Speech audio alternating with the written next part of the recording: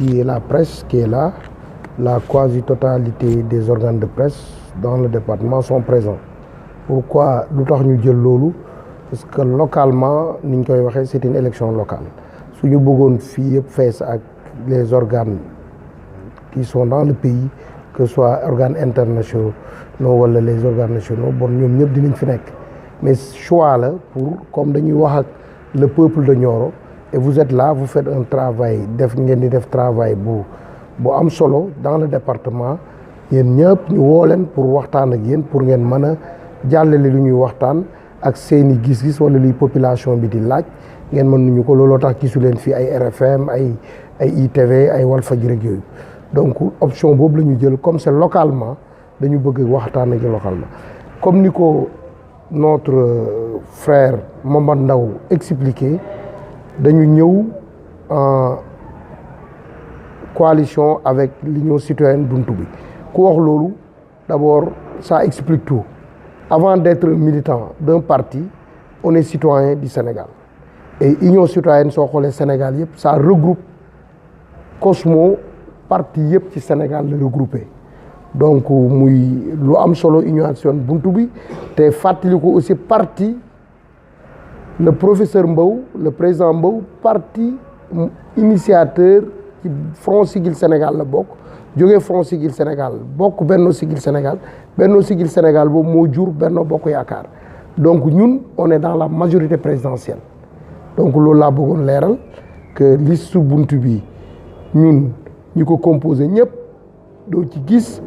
koo xam ne nii mu ne la man maa ngi opposition léegi loolu bu moo amee muy particularité dans le département de Nioro ñun dañu choisir Benno Bokk Yaakaar dans nos communes mais ñu am liste comme ni ko Momad Ndao waxee la quasi-totalité des maires les 12 maires sont représentés dans cette liste dont juróom-ñeent nekk ci biir liste bi plus lu gën a am solo da ngay dem ay communes ñiy ut commune bi ñi bëri lu wala liste yëpp ñëw bokkaat ci département bi su ma jëlee kaaw ki doon wax léegi Momad Ndao soo demee dëkkam y a le professeur Momad Fall y a monsieur le DG Babacar Diop y a monsieur Diallo et y a moom ñoom ñëpp ay candidats lañ mairie Gént Kay te ñu ngi ci suñu liste départementale nga dem Médina Sabax la même chose y en a 3 ou 4 listes qui soutiennent cette liste nga dem Ngayène la même chose donc nga dem Prokhane aussi la même chose donc c'est une liste citoyenne pour le département de Nioro loolu am solo lu tax ñu def liste boobu dañu bëgg Momad wax na ko dañu bëgg rétablir dignité dañu bëgg rétablir ngor dañu bëgg rétablir respect dañu bëgg jox cër administration bu Nioro dañu bëgg a delloo nit ñi seen moomeel dañu bëgg a delloo homme politique yi seen yëf lu tax may ñëw ci loolu xool nañ seetlu nañ 7 ans durant conseil départemental d'abord fa may commencer dañu fal ay nit mu am bureau mais ñoom ñëpp amul kenn ku ci jouer benn rôle soo xoolee 80% yi di bureau démissionné nañ wala dàq nañ leen tout simplement pour le simple désir de Jimbori lu ko neex ku ko neexul doo bokk lu mu waxul soo d'accordul doo bokk loolu lu am solo la mais li ñu revenir ci liste bi avant may ñëw ci loolu mooy soo xoolee dañ ne Benno Bokk Yaakaar liste bii mooy Benno Bokk Yaakaar soo xoolee parti constitué Benno Bokk Yaakaar leader yëpp ñu ngi ci liste bii à commencer par les alliés de Benno Bokk Yaakaar dirigés par notre père par notre oncle Mamour Insa Ba la PIT la LD le PS l'APR les membres fondateurs de l'APR laay wax dans le département soo demee Médina Sabax Faragna nga dem Ngayène yaa Modou Diallo yaa Seck Diallo nga dem Prokhane yaa Amadou Sow nga ñëw fii Paos yaa Ñaana Thiam nga ak waxuma nag ak maire yi maire APR yi maire donc c'est fi lii mooy liste Benno Bokk Yaakaar quintessence li ñuy wax quintessence bi ñoom li ñu yor mooy gerte goo yor rek wànq ñëw manque ko ba mu jeex ñoom loolu la ñu dese mais quintessence bi li ñuy wax fii la nekk ci liste bii la nekk liste bii mooy ñi mën a gañal président Macky Sall liste bii mooy ñu mën a fal député Macky Sall liste bii mooy lépp lu mën a amati ci département bi liste bii moo la mën a fal donc loolu la ñu doon leeral mu leer liste bii mooy majorité présidentielle c'est day dafa dépassé Benno Bokk Yaakaar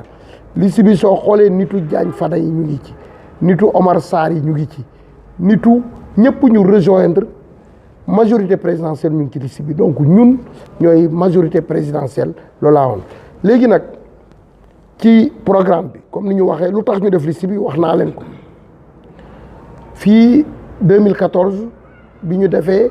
liste bi ki ko dirigé woon 7e wala 6e la jël commune am yàlla def par des combinaisons nit ñi xamuñ ñoom ni ñu jëlee woon conseil départemental bi jox ko muy doxal amul lenn loo mën a teg sa baaroom laa wax à part ay tonnes ceeb des milliers am na démb ku ma wax ne mat na presque 300 tonnes wala 500 tonnes ceeb yu ñu séddale ma ne ko de loolu yàlla nañu yàlla musal ci diabète parce que su nekkee ne loolu rek ay programme donc un programme mais conseil départemental soo xoolee nga xool rôle bi mu war a jouer dafa war a nekk réceptacle ñun suñu xeex ëllëg mooy les budgets on va dañu waxtaan ak yeneen conseil départementaux yi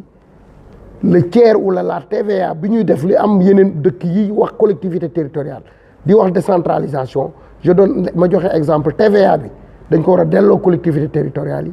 budget état yi di nga gis budget ministère bu yor budget pendant 12 mois du ci mën a exécuter 60%. éducation tey dama ne nekkatul du yoon Sénégal ministère di tabaxal mairie ay salle de classe du yoon tey ministère di fay ay enseignants yoo xam ne école bi mairie bee koy tabax wala conseil départemental du yoon tey état du Sénégal di nettoyer ay mbedd ci commune jàmbur donc loolu yëpp ay alal la yoo xam ne nii collectivité territoriale yi communes yi ak conseil départementaux yi dañ ko war a récupérer seen doole war a yokk parce que soo transféré nit ki ay compétence joxoo ko ay doole du dem éducation nationale dañ compétence transféré la communes yu bëri fii ñoo tabax seen école li am solo ci ndox mi foo dem ni ñaa ngi wax ndox mi état du Sénégal fii mairie yi ñoo defar addition d'eau mairie yi ñoo yokk robinet yi tey état du Sénégal accord bi mu am ak ñun moo doon OFOR su transféré jox ay privé dañu war a investiraat defar ay forage ñu war renouveler le parc defuñu ko mairie yëpp am problème parce que nit ñi mairie yi la ñu xamuñu les concessionnaires yi ñu jox affaire ndox mi te loolu yëpp dañ ci war a revenir te ñun décidé nañu dañ ci revenir on va poser ça sur la table ànd ak les communes ànd ak les partenaires sociaux mooy comme ASAFOR yi lañ doon wax ak ñu ñëwaat ñu poser waat le problème sur la table muy problème mu ndox mi problème mu éducation li ñu wax conseil départemental bu Nioro dafa war a mën a tabax ay lycée ak ay partenaires même su amul alalam ñun am nañu partenaires yu taxaw dans le cadre des kii ay accords yu ñu mën a signé ak des partenaires binationaux ay ñu fi dëkk wala ñu juddoo bitim réew nekk ay sénégalais am ay partenaires yoo xam ne nii multilatéral mooy ay réew yi ñuy jàppale état du Sénégal te yoon may ñu acte 3 bi tey ñu mën a signé bépp partenaire bu ministère mën a signé fi may dugg ci loolu mooy mburu jigéen ñi toog nii dañu bëgg tey suñuy jigéen conseil départementalu Nioro créer institution financière boppam di lever ay fonds wax nañ suñu programme des engagements dañu lever plus de 500 millions de francs CFA la première année ça pour un objectif de 1,5 milliard pour jagle ko jigéen ñi chaque commune ñu commencé fa 50 millions avec partenaire bu ñu mën a am liggéey ak moom financer jigéen ñi à des taux raisonnables xam nañ ne jigéen ñi li leen sonal amuñu dara lu ñu contre les microcrédits qui sont là mais taux yi dafa sonal jigéen ñi da ngay lebal nit mu dem taux ba 10% muy lu ëpp ñun ñu war a apaiser loolu jigéen ñi mën a liggéey ba pare mën a financer seen bopp loolu suñ ci pegee ñu am projet boo xam ne ni benn conseil amu ko muy le bassin versant de Kër Diatta muy projet boo xam ne ñun ñi d'accord mairie yi d'accord dañu signer entente conseil départemental ne moom du ci bokk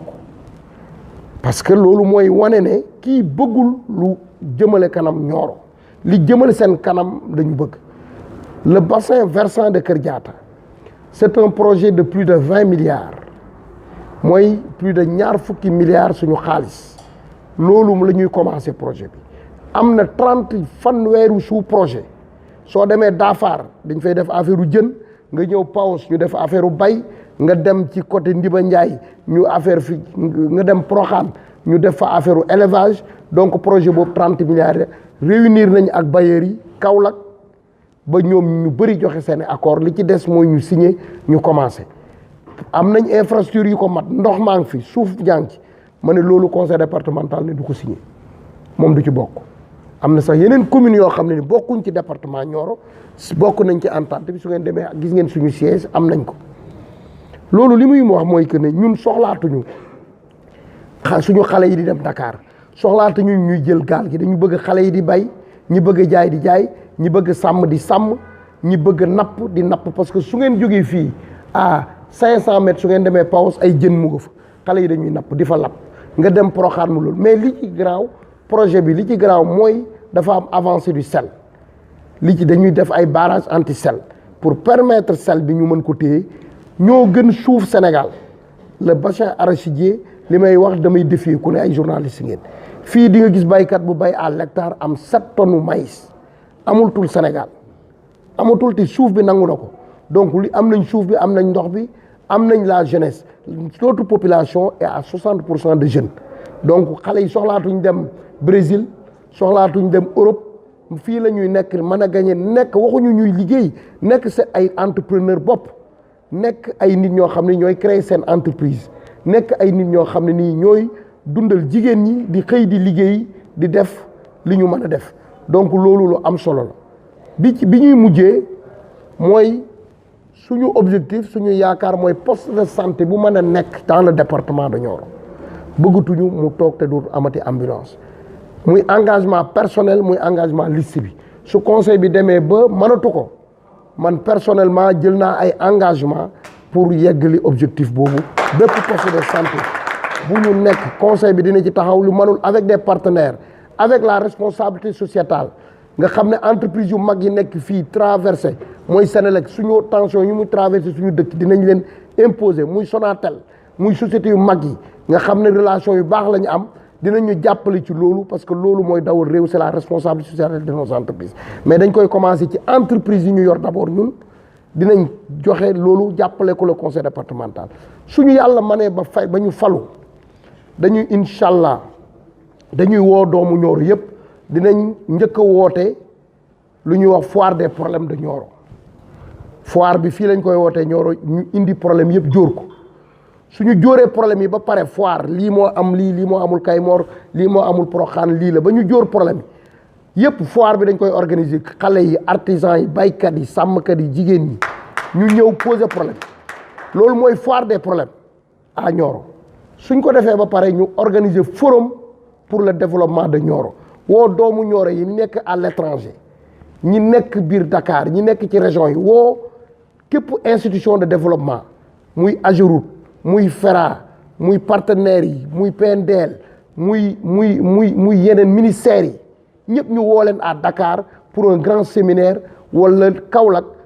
mais Dakar mooy gën a yomb parce que dañuy fekk ay nit ñun ñoo leen soxla mais foire bi moom Nioro lañ koy defee indi ëmb suñuy ëmb ne lii mooy problème suñu paree foire bi résolution yi ñu yóbbu ko wax ak partenaires yi xool nañ la ñu régler problème mu Nioro définitivement problème mu Nioro xam ne réglé nañ ko ci président de la république ñu ngi koy dimbale affaire u kamb yi réglé na mais soo duggee Paos am na ay kamb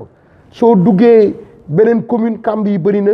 il faut ONAS xam ne la responsabilité nekkatuñ ci ville yi ndox mi dafa yàq donc ñooñu lu mel ni ONAS lu mel ni président de la république d'année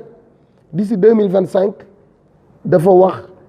universalisation de l'électricité bëggutul xool benn dëkk et PUDC signé na ci accord bu bëri ak une société privée pour ñu régler ce problème là ñun dinañ gis doomu Saloum la directeur Senelec bëggatuñu suñu jigéen yi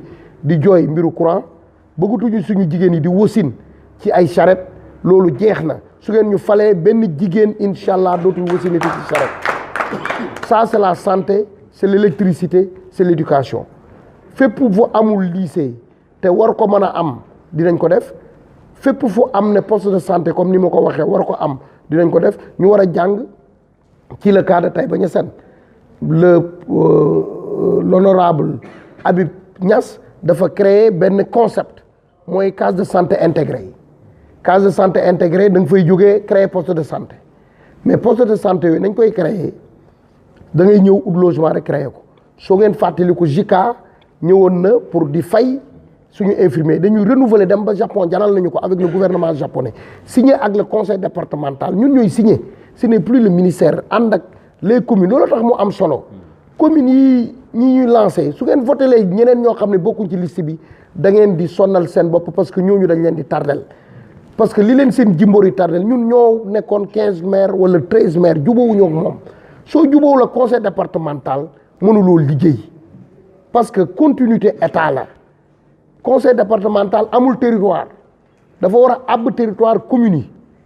soo àbbee territoire communes yi commune yi abal ko mu war a mën a def projet mais su koo jubóowul doo ko àbb kër te su ngeen ko falee aussi ñun majorité maire yi dañuy gañewaat waa ji mënuñu liggéey ak moom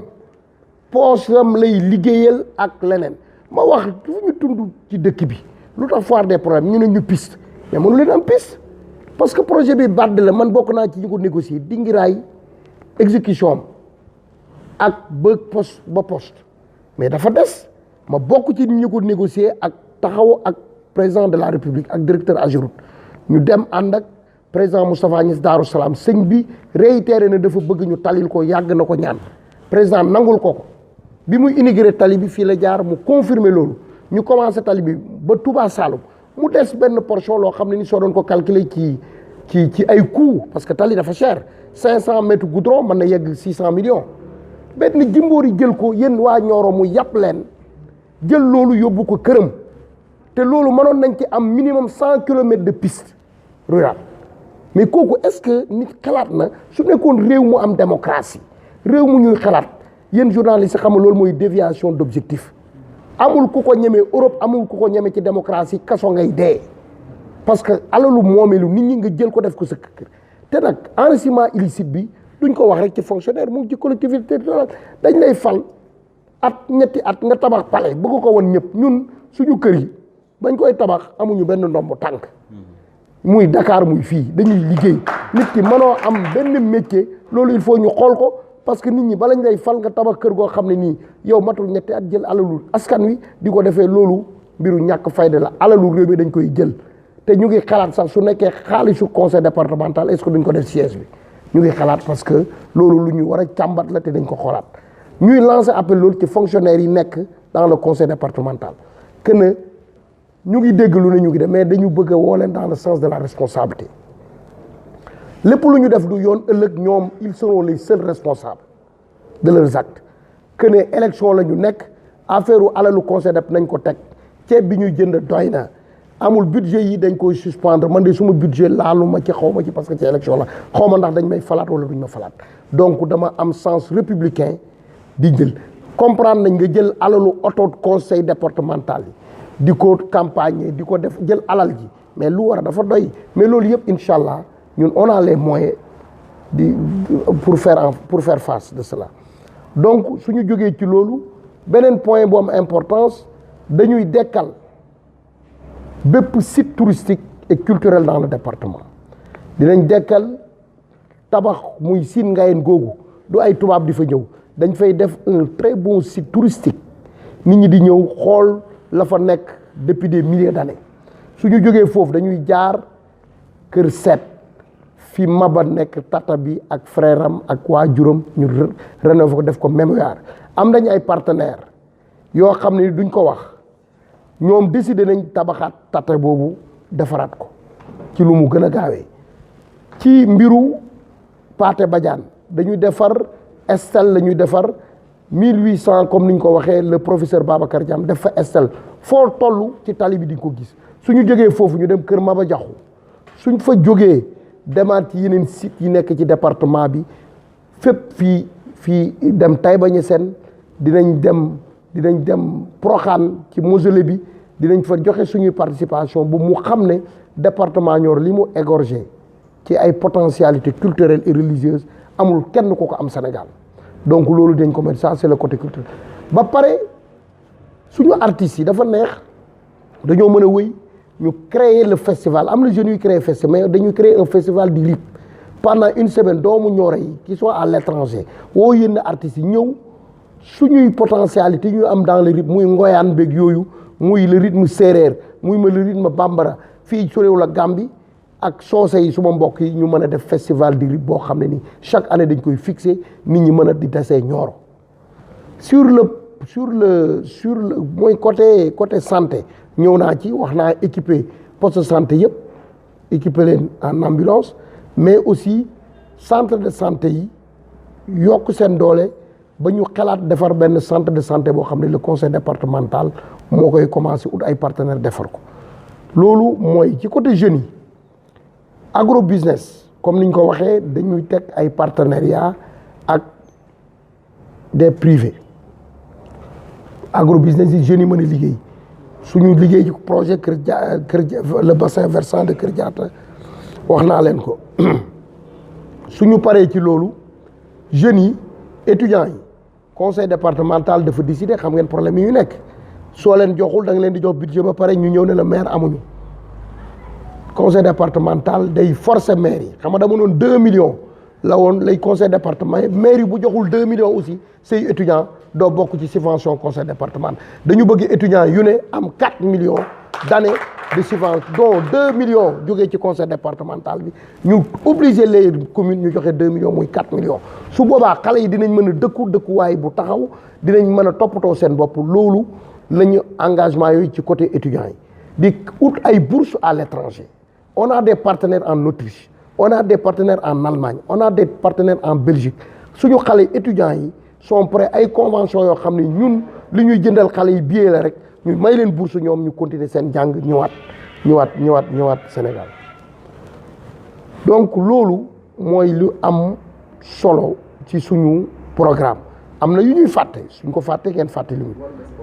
maa ngi ñëw pour ci investiture yi pour ngeen di xam fi pause bii laa nekk dama am suma ñaari jigéen kenn ki suma jarbaat la kenn ki suma jabaru mag la yàlla leen fi yàlla bàyyi lu yàgg kenn ki ñoom ñëpp liste Benno Bokk Yaakaar la woon kenn ki liste PS la ñu nekkoon conseillère ñoom ñëpp gi tëdd seeni kër yi suma jabar ji sax mënul jóg 80 ans et quelque yàlla may ko ba mu am ñaar fukki 100 ans de plus ñoom ñaar ñëpp mais jimboor yi da leen jël investir leen à leur insu ba kenn ki doomam dafa porter plainte bindi préfet lettre pour wax leen ne leen kooku amul benn ambition muy Adja Fat Camara ak Awa Dramé ñuy suñuy kilifa même suñu nekkee suñuy jabar ak suñuy jarbaat loolu manque de respect ay jigéen yoo xam ne nii da nga war a toog ñaanal leen mënuñ dem conseil municipal nga investir leen par force mooy wax ne leen moom li ko yitteel li yitteel mafia boobu du moom rek parce que moom rek du problème am na mafia am na ñu leen di jàppale dégg naa ay soi-disant ministre conseiller di wax kooku dafa amul place dans ce département ñun démb fi la ñu fekk te am na détails yoo xam ne bëgguñ ci dugg ak moom dañu bëgg ku politique nga politique ku politiqueul doo utiliser turu Macky Sall ñëw di wax suñu département duñ ko autoriser te kenn parce que li fi xew ñoom xam nañ ko seen manipulation la ñu def fii dëkku bañ la fii la maba bañ a noq Pinel Laprade dañu xamul ñun amul kenn ku manipuler man ñu jaxaseeg président de la république ñun yaakaaruñu kenn lu may yàlla président de la république àndu nawle la ñu ànd ak moom jaral nañu suñu bakkan jaral nañu lépp am na ñeneen ñoo xam ne nii ñu ngi manipuler di wax leen man naan ma woy man Ousmane Sonko ñëw na man ma su ma gis Ousmane Sonko suma àdduna su nekkee mas naa ko gis toog ak moom yàlla bu ma yàlla may dara di muy ut ci lii te loolu ay responsable socialiste dans le département ñoo koy dawal ñu xam leen ñooñu sangoo deru suñ demee ba ca kër ma jëmel li ñuy wax ñun suñ ko tepp rek deru bëy bukki bu sangoo deru bëy la dem di ut beneen liste ñemewul nekk candidat di jax mais ñun notre victoire incha allah la marche bleue bu différent nag parce que nekkuma PDS dama ba ñëwaat PDS la marche bleue la cause li ñu koy waxee ci tubaab elle est entendue et la messe elle est dite donc dara mënuñu tere à part suñu borom incha allah ñu sauver Nioro ci mbiru sport da nga ma ko laaj léegi muy lu ma neex fii bu ñu njëkkee falu je suis le premier parrain organisé fii coupe bu ODCAV conseil mën ngeen comprendre conseil départemental ñu wax sport 7 ans masul tegal coupe le département mais kooku yëpp xale yi la su ma gisee ay xale yi ànd ak ñoom amul leen ambition xale day am ambition xale day am gis-gis day xam ne avenir yow ku la faalewul xaalis day jeex maam Alaaji Malick néegu ñax la bàyyi fii Serigne Touba tabaxul te ñi ñaa ngi wax ci ñoom jikko yu baax maam Jaara 30 et quelque ans la dund Jésus bi chrétien yi gëm 35 ans la dund te nit ñaa ngi wax ci ñoom milliers d'années nañu cultiver jikko yu baax ak mbir bi du alal dañ cultiver jom ngor ak relation yu baax ak nit ñi loolu lay jeexalee woote ci la non violence ñun suñu liste dañu woo nit ñi santuñu kenn ku ñu attaqué sax soo mënee jàdd beneen koñ nga dem ko parce que bëgguñu kenn ñu dégguñu ci violence parce que ñun ñëpp ñoo bokk